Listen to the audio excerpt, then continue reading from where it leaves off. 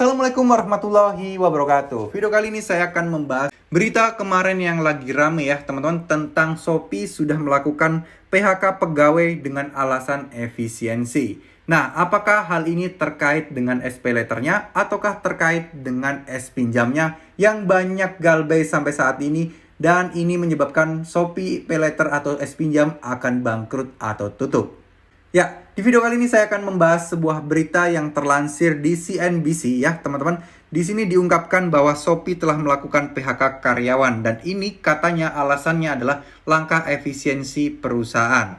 Nah, apakah ini akan berdampak dengan para nasabah atau operasionalnya? Apakah bahkan mungkin S-Pinjam dan SPayLater dinilai merupakan cara yang tidak menguntungkan dan malah membuang uangnya? Jadi di sini banyak yang berspekulasi bahwa karena S-Pinjam, SPayLater yang begitu mudah untuk mencairkan uang, begitu mudah untuk disetujui, inilah yang membuat banyaknya kos pengeluaran dari pendanaan Shopee ini teman-teman. Jadi dengan kata lain, banyak yang mengira kalau Shopee akan bangkrut karena pengeluaran besar-besaran banyak nasabah-nasabah yang gagal bayar atau telat bayar, yang ini mengganggu perekonomian mereka. Tapi di sini Shopee menampik ya. Di sini Shopee menolak untuk hal ini berkaitan, karena menurut Shopee ini hanyalah murni untuk efisiensi mengingat kondisi komponen perekonomian global ini yang tidak pasti. Jadi intinya mereka bilang kalau SPayLater dan S-Pinjam tidak mempengaruhi hal tersebut, bukan menjadi faktor utama adanya PHK tersebut.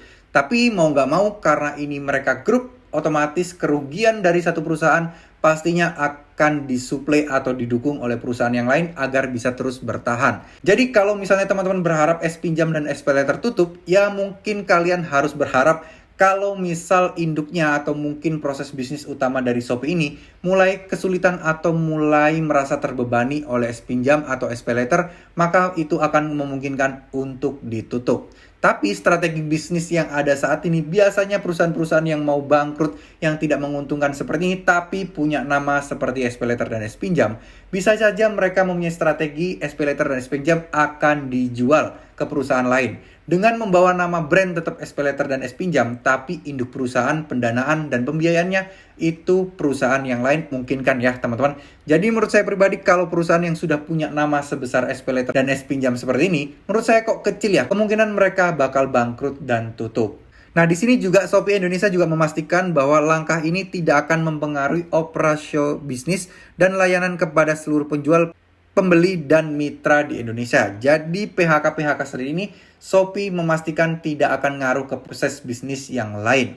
Ya, kalau memang tidak pengaruh, kenapa mereka harus mem-PHK? Itu kan yang jadi pertanyaannya. Ya, kita tunggu saja update terbaru dari Shopee ini. Apakah mereka akan benar-benar membuang SPayLater dan S-Pinjam, ataukah malah menjualnya, atau mungkin bahkan mempertahankannya dengan terus merugi. Ya, semoga video ini bisa bermanfaat. Semoga video ini bisa memberikan teman-teman sedikit gambaran bahwa SPayLater dan S-Pinjam menurut saya pribadi tidak berpengaruh dengan PHK tersebut, karena ya PHK-nya mungkin tidak sebanyak yang dibicarakan oleh orang-orang teman-teman. Terima kasih, mohon maaf jika ada salah-salah kata. Wassalamualaikum warahmatullahi wabarakatuh.